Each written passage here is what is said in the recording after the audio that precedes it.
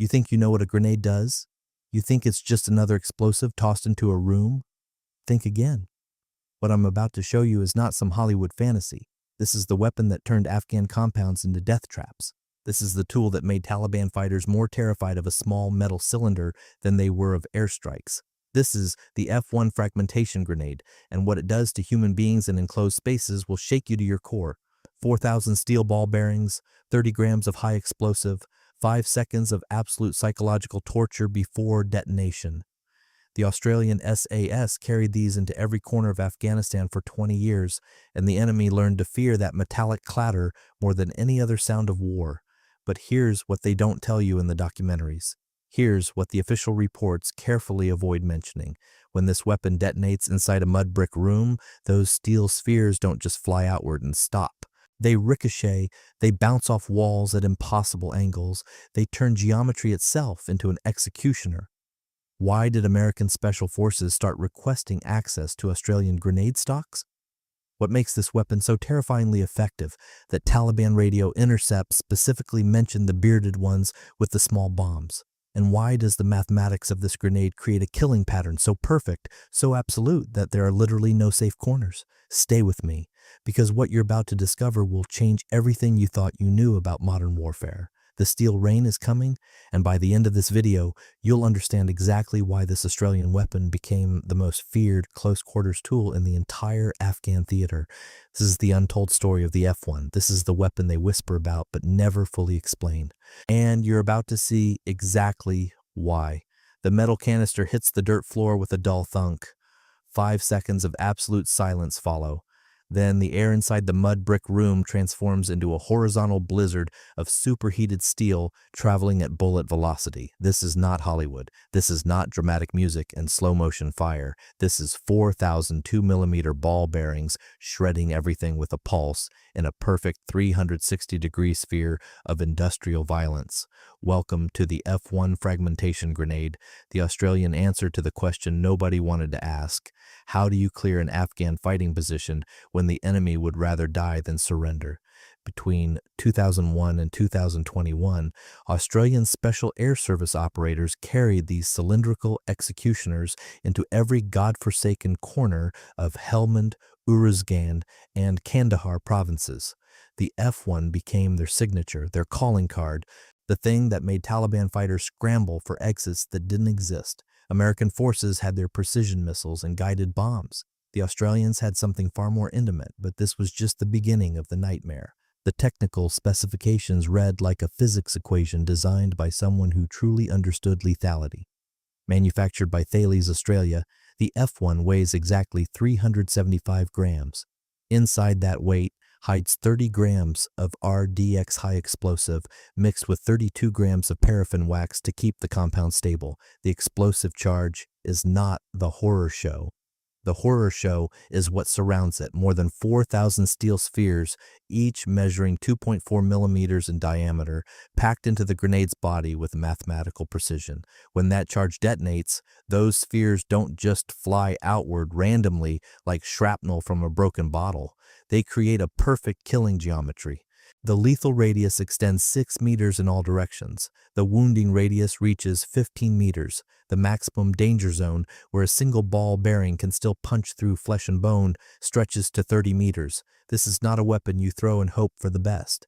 This is engineered devastation with predictable, repeatable results. Yet the mathematics become far more sinister in practice. The F-1 is classified as a defensive grenade, not because it lacks offensive capability, but because its fragment dispersion pattern will absolutely shred the person who throws it if they are not behind hard cover. That 30-meter danger radius means you cannot use this weapon in the open and expect to survive your own ordnance. You throw it from behind a wall, from inside a ditch, from around a corner. You throw it and you pray that your cover is thick enough to stop 2mm ball bearings moving faster than most handgun rounds. The fuse delay compounds the psychological warfare. 4.5 to 5.5 seconds. Not the 2-second burn of Hollywood grenades, not the instant detonation of impact fuses, 4.5 to 5.5 seconds of knowing exactly what is about to happen and being completely unable to stop it. Imagine that metal cylinder landing at your feet in a dark room. You hear the metallic clatter, you know the sound, Everyone who has spent time in a war zone knows that sound. And then you have 5 full seconds to understand that the air you are breathing will soon be replaced by flying razors. The SASR adopted the F-1 as a replacement for the aging American M26 grenade, and the switch proved revelatory in the Afghan theater. The M26 was a creature of Cold War doctrine, designed for open European battlefields where soldiers fought in trenches and foxholes. The F-1 was something different. It was a tool built for the exact kind of warfare the Australians found themselves prosecuting in the mountains and villages of Central Asia. Close quarters battle in structures that had stood for centuries against an enemy that knew every stone and shadow.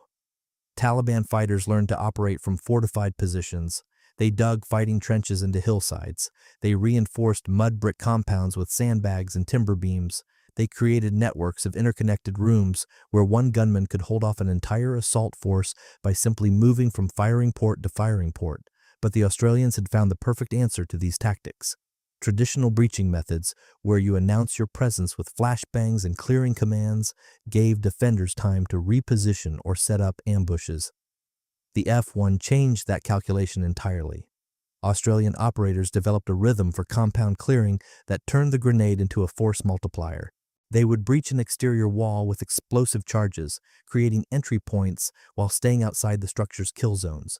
Then came the grenades. Not one, not two. Entire caseloads of F-1s would go through windows, over walls, into doorways. The detonations would come in rapid sequence, overlapping waves of steel ball hurricanes that left nothing living inside the target building. Only after the last grenade detonated would the assault team enter, moving through smoke and dust to confirm what the explosives had already accomplished.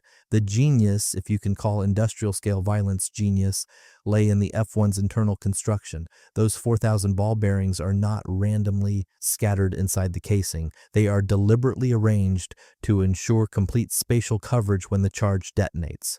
There are no dead zones. There are no safe corners. The fragmentation pattern creates a perfectly symmetrical sphere of lethality. If you are inside that sphere when detonation occurs, geometry becomes your executioner. The true nightmare scenario unfolds in confined spaces, and Afghanistan provided an endless supply of confined spaces. The tribal compounds of Helmand province featured thick mud walls that created natural blast containment. When an F-1 detonated inside one of those rooms, the ball bearings did not simply fly outward and embed themselves in walls. They ricocheted, they bounced, they caromed off hard surfaces at angles that defied prediction, turning a single grenade into a dozen lethal trajectories. A man crouching behind furniture would catch fragments from 3 different angles simultaneously. A fighter pressed into a corner would be struck by bearings that had already bounced twice off opposing walls. And the speed made escape impossible. When 30 grams of RDX detonates, it does not create a gentle dispersal pattern. It creates an explosive event that accelerates those steel spheres to velocities exceeding 700 meters per second. That is faster than most pistol ammunition. That is fast enough to penetrate body armor at close range. That is fast enough to turn human tissue into catastrophic trauma with a single hit. And now multiply that single hit by 4,000, all occurring in less than 1/10 of a second, all filling the same cubic meters of air. American Special Operations Forces who worked alongside SASR units in joint operations reported a specific sound signature associated with F-1 usage. It was not the Hollywood boom. It was a sharp, almost metallic crack, followed immediately by the sound of thousands of high-velocity impacts hitting walls, floors, and ceilings. One SEAL team operator described it as similar to walking on broken glass, amplified 1,000 times, all compressed into a single second. That sound became associated with Australian breaches. When you heard that particular acoustic profile, you knew the Aussies had just sanitized another structure, and the psychological component cannot be overstated. Taliban fighters who survived F-1 encounters, and there were not many, reported the absolute helplessness of those 5 seconds between hearing the grenade land and feeling the detonation. In the enclosed spaces where most compound fighting occurred, there was nowhere to run. The doors were choke points covered by assault forces outside. The windows were narrow firing slits designed for defense, not escape. The rooms themselves became containment vessels for the very weapons meant to defend them. One documented incident from Uruzgan province in 2010 illustrates the weapon's effectiveness with brutal clarity. An SASR patrol team encountered a fortified compound where Taliban fighters had established a strong point with overlapping fields of fire. The initial approach drew heavy contact from multiple positions inside the structure. Rather than call in air support, which would have leveled the entire compound and killed potential intelligence sources, the SASR commander opted for a grenade assault. 12 F-1s went through different openings in a span of 20 seconds.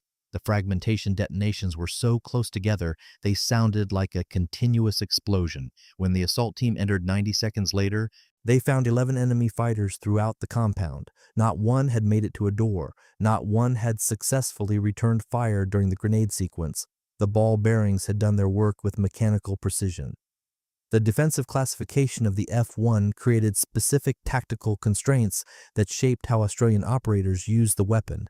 Unlike offensive grenades, which can be thrown from exposed positions because their blast radius exceeds their fragment danger, the F-1 demands respect from the user. Every throw must be calculated.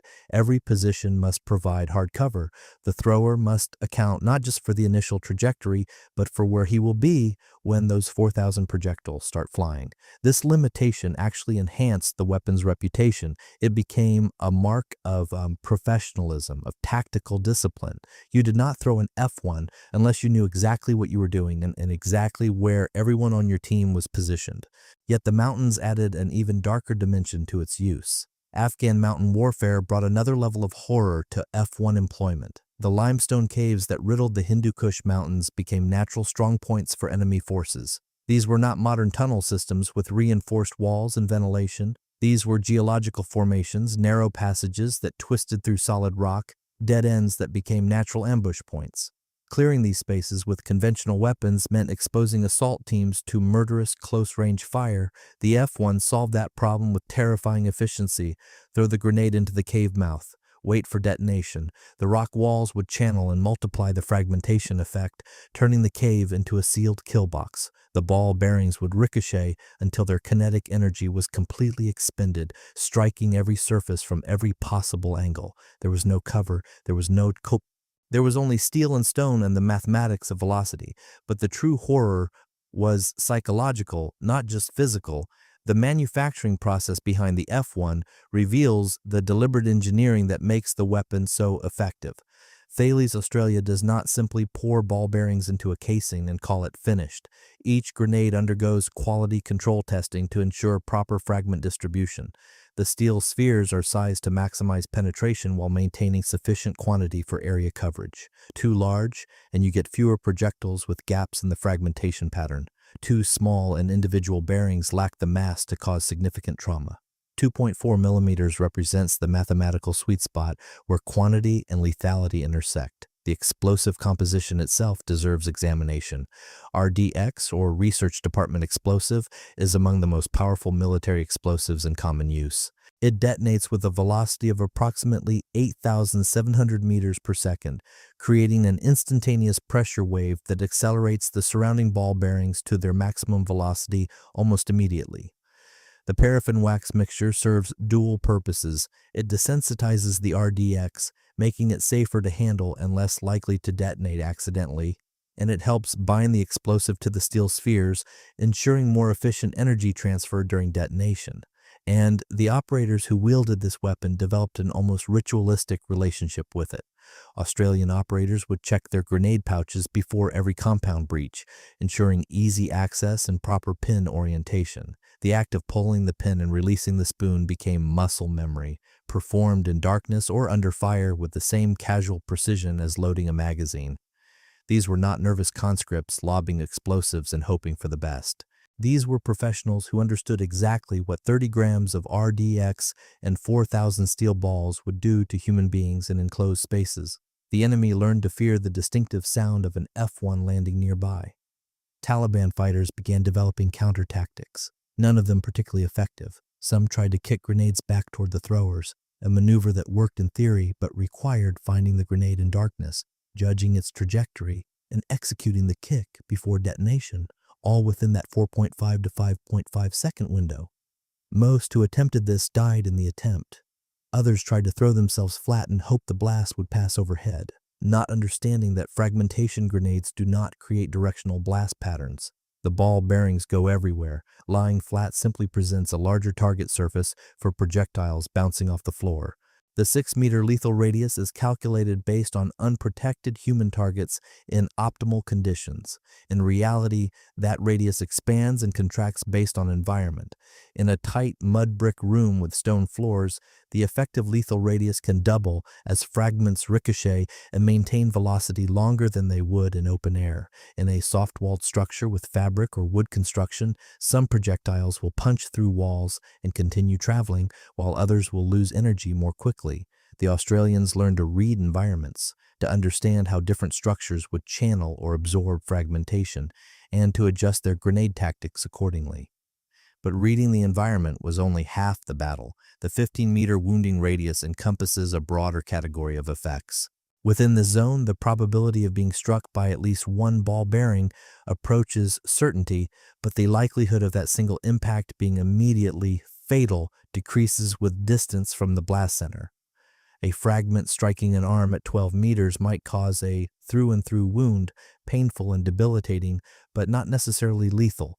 That same fragment at 4 meters might strike the torso with enough energy to penetrate vital organs. The mathematical probability curves mean that the grenade becomes progressively less certain in its effects as range increases, but never actually becomes safe until you reach that 30-meter maximum danger distance. Australian training for grenade employment emphasized repetition and environmental awareness. Operators practiced throws from every conceivable position, prone, kneeling, standing, around corners, through windows, over walls. They learned to judge distances by eye, to estimate fuse times, to coordinate multiple grenade throws so that detonations would occur in sequence rather than simultaneously. And this sequencing proved crucial in complex breaches. You did not want all your grenades detonating at once, leaving a gap in coverage. You wanted a rolling barrage, each explosion feeding into the next, keeping defenders suppressed and disoriented until the entry team was inside the structure. The weight of 375 grams might seem trivial until you consider how many grenades a typical operator carried. 6 to 8 F1s was standard for compound operations. That is 2.2 to 3 kilograms of explosives, not counting the weight of ammunition, water, medical supplies, and other gear. Every item in a loadout competes for space and weight allocation. The fact that SASR operators consistently chose to carry multiple F1s speaks to the weapon's proven utility in the Afghan environment. You carried grenades because you knew, statistically, that you would need them. The Taliban fought from fortified positions. Grenades were not optional equipment. They were mission-essential tools of survival. And the training accidents that occurred during F1 familiarization courses provided brutal education in the weapon's capabilities. In 2006, a training grenade detonated prematurely during a live-fire exercise, wounding 3 soldiers. Investigation revealed improper fuse handling. The injuries, while not fatal, demonstrated what happens when just a portion of those 4,000 ball bearings strike human targets. One soldier took fragments in his leg, requiring multiple surgeries to remove embedded steel and repair damaged muscle tissue. Another caught fragments in his shoulder and arm, losing partial use of his hand for 18 months. These were training injuries at distance, not direct exposure at close range. The incident reinforced protocols and reminded everyone that the F1 demanded absolute respect. The logistical chain required to keep SASR units supplied with F1 grenades during sustained operations was substantial. Each grenade costs approximately $45 Australian to manufacture, a relatively modest price for such an effective weapon. But when you multiply that by thousands of grenades expended over 20 years of continuous deployment, the numbers become significant. Resupply convoys moving through hostile territory carried crates of F1s alongside ammunition and food, recognition that the grenades were as essential as bullets. Forward operating bases maintained dedicated storage bunkers for explosives, climate-controlled to prevent degradation of the RDX compound. The psychological impact on friendly forces who witnessed F1 effectiveness created a feedback loop of escalating confidence. Australian operators knew that when they threw an F1 into a room, whatever was in that room would cease to be a threat within 5.5 seconds. That certainty changed how they approached breaches, how they assessed risk, how aggressively they pushed into contested spaces, but the confidence came with a darker edge that few talk about. The efficiency of the weapon, its reliability, its devastating effects in the hands of trained operators created a psychological distance between the act of throwing and the reality of what followed. You pulled a pin, you released a spoon, you threw a metal cylinder. 5 seconds later, human beings were reduced to trauma cases or corpses. The mechanical nature of the process, the removal of direct visual confirmation until after the fact, allowed operators to compartmentalize the violence in ways that direct engagement did not.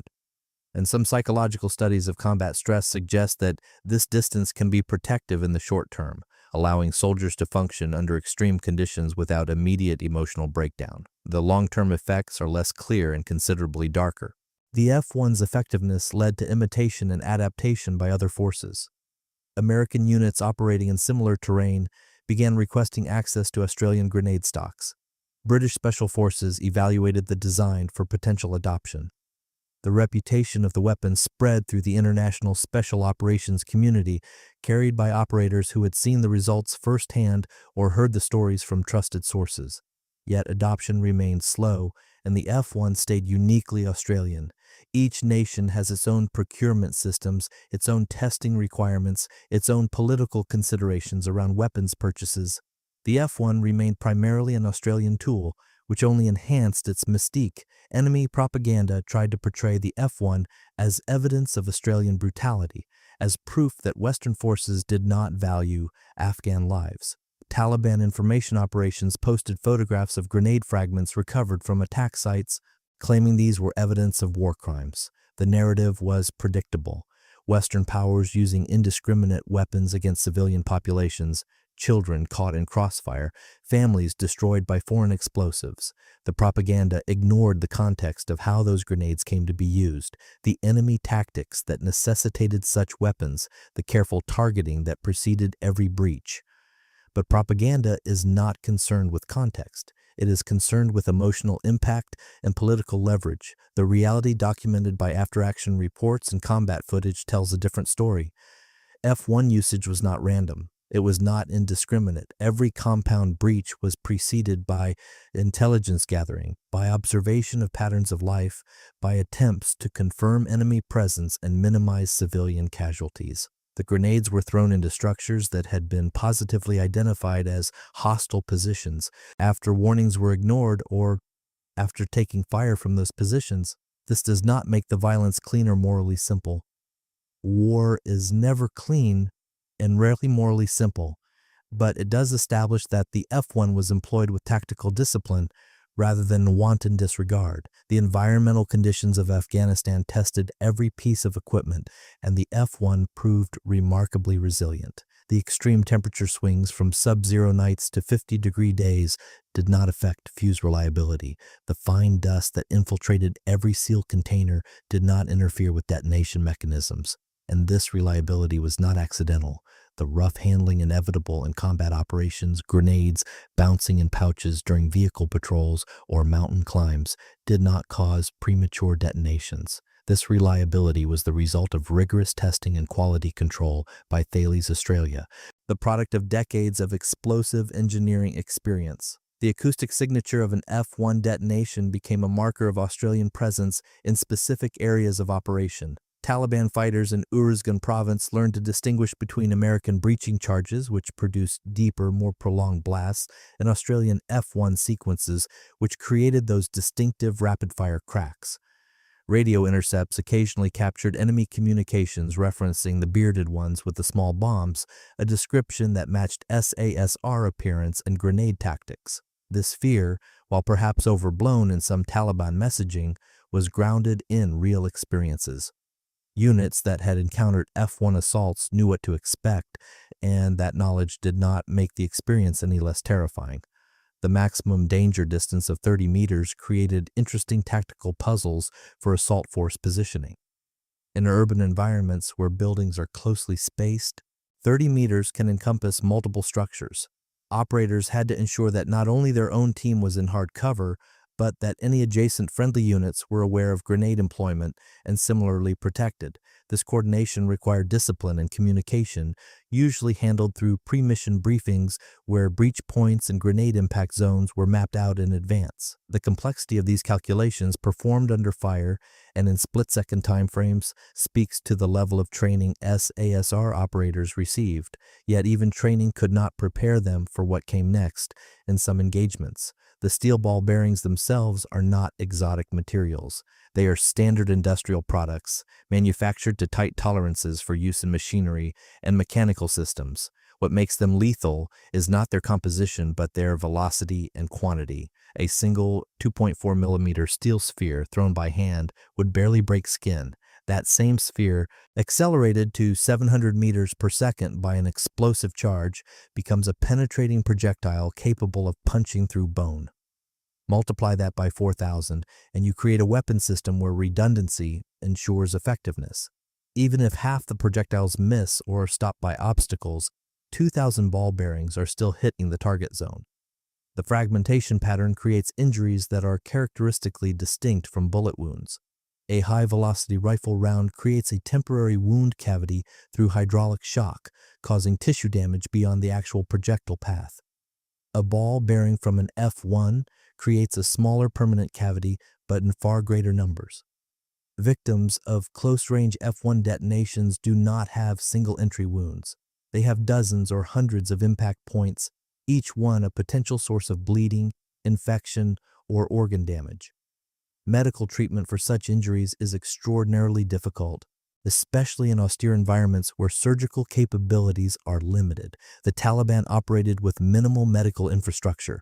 An F1 wound was often a delayed execution sentence even if the victim survived the initial blast. The comparison between the F1 and its predecessor, the M26, reveals the evolution of grenade design philosophy. The M26 used a notched wire coil inside its casing, which would fragment into irregular shards upon detonation. This created larger, heavier fragments, but in far fewer numbers. The fragmentation pattern was less predictable, with some areas receiving heavy coverage and others experiencing gaps. The F1's ball-bearing approach sacrificed individual fragment mass for overwhelming numerical superiority and perfect distribution. It was a shift from random violence to engineered precision, from hoping the grenade would work to knowing it would work. The 4.5 to 5.5 second fuse delay is longer than many modern grenades, which often feature 3-second fuses. This longer delay is both a safety feature and a tactical consideration. The additional time allows the thrower to take cover after release, reducing the risk of being caught by his own grenade's fragmentation. It also means that in certain situations, a particularly quick or lucky enemy might have time to attempt a counter-move.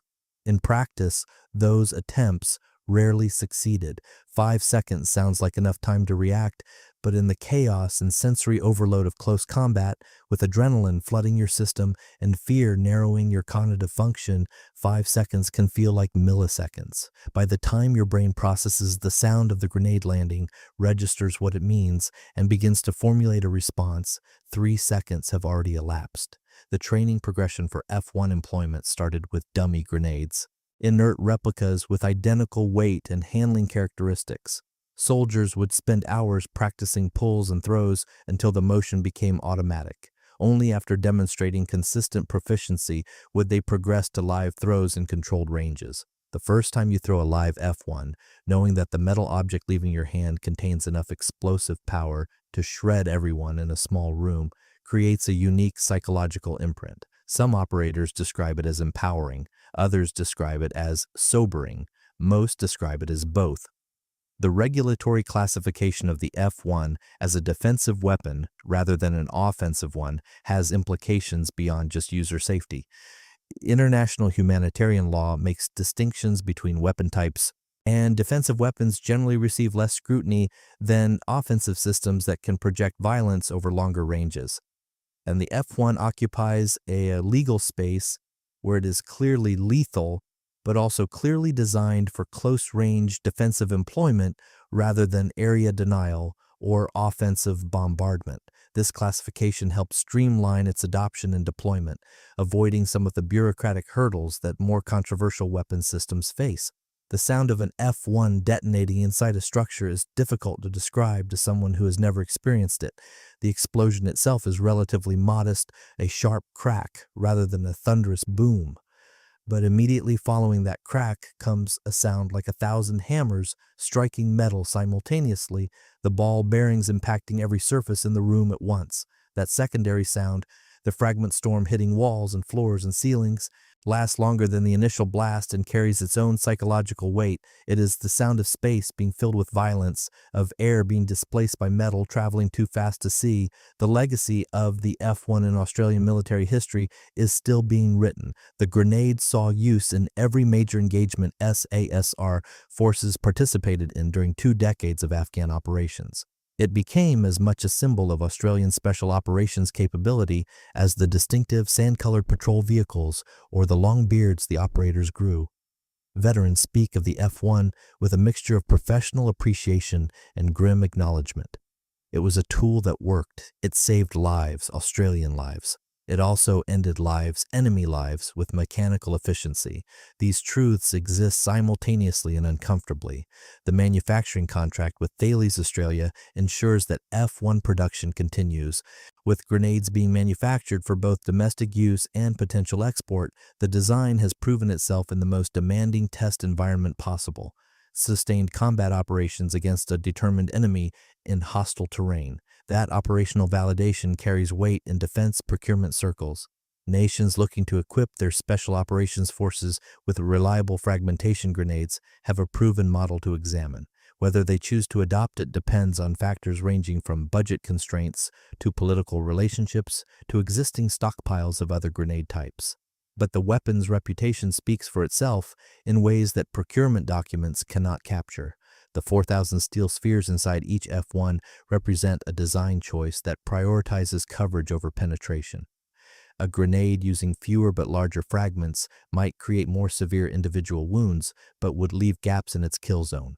The F-1's approach ensures that if you are in the affected area, you will be hit. The question is not whether you will take a fragment, but how many you will take and where they will strike. That certainty of effect is what makes the weapon so reliable from a tactical perspective and so feared from the receiving end. The maximum effective range of a thrown grenade is limited by human physiology and the object's weight. An average soldier can throw a 375-gram object approximately 30 to 40 meters with accuracy. Beyond that distance, the trajectory becomes too unpredictable, the throw too weak to reach the target.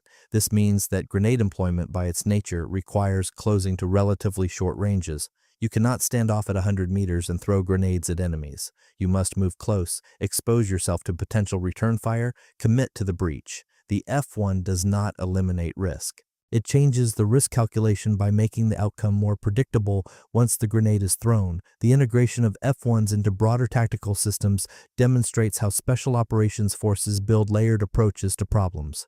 A typical compound breach might begin with sniper overwatch eliminating external sentries. Then came suppressive fire to keep defenders' heads down, then the breaching charge or door ram to create entry points, then the F-1s to clear rooms and neutralize remaining threats, then the entry team moving through to confirm and secure. Each layer supports the next, creating a sequence where success becomes increasingly likely. Remove any single element and the risk increases. The F-1 is not a standalone solution. It is part of a system. The question of whether the F-1 represents excessive force in counterinsurgency operations is one that generates passionate debate. Critics argue that fragmenting grenades used in urban environments create unacceptable risks to non-combatants and violate proportionality principles. Defenders counter that in situations where enemy combatants are confirmed inside structures and have refused opportunities to surrender, the use of grenades is both legally justified and tactically sound. The truth, as always, exists somewhere in the tension between these positions. War creates situations where perfect solutions do not exist, only choices between imperfect options with varying costs. The ball bearings do not dissolve after impact. They remain embedded in walls, lodged in furniture, scattered across floors. After a compound breach using F-1s, the evidence of violence is everywhere and undeniable. Forensic teams investigating sites could track grenade usage by recovering and cataloging fragments. Each ball bearing told a story of trajectory and impact, of how the explosion had propagated through space and what it had struck. Then this physical evidence was used both for after-action analysis and in some cases for investigations into allegations of misconduct. The grenades left forensic signatures that could not be easily erased or denied, yet the signatures told only part of the story. The training manuals for F1 employment are classified documents, but their basic principles are straightforward. Identify the target, assess blast radius, and ensure adequate cover. Prepare the grenade by pulling the pin while maintaining grip on the safety lever. Throw toward the target with sufficient force to reach the intended impact point. Take cover immediately. Count to 6 to allow for maximum fuse delay. Move to next phase of operation. These steps, simple and outlined, require endless practice to execute under fire when your hands are shaking and your heart is racing and every instinct is screaming at you to find cover rather than expose yourself to throw a grenade. The F1 will likely remain in Australian service for decades to come. No replacement system offers significant advantages over its proven design. Modernization efforts focus on other aspects of the Special Operations loadout: communications gear, body armor, weapons optics. The grenade itself, a technology dating back over a century in its basic concept, has reached a kind of evolutionary endpoint. You can make grenades more expensive, more complex, more specialized, but you cannot make them fundamentally more effective at the basic task of throwing explosive fragmentation into enclosed spaces. The F1 does that job with elegant brutality. The steel rain continues. Somewhere right now, an Australian operator is checking the pins on his F1s, running his fingers over the smooth metal casing, feeling the weight that means 30 grams of RDX and 4,000 ball bearings ready to turn air into shrapnel. He has thrown these grenades before. He will throw them again. The targets change, but the math remains constant. 6 meters lethal, 15 meters wounding, 30 meters maximum danger, 4.5 to 5.5 seconds from throw to detonation.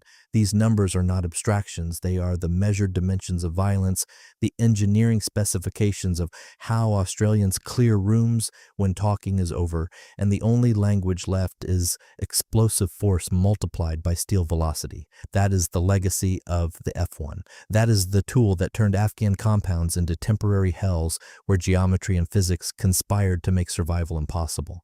The war may be over, but the weapon remains, waiting in armories for the next time someone decides that a problem can only be solved with 4,000 pieces of metal traveling faster than sound in a perfect sphere of industrial destruction.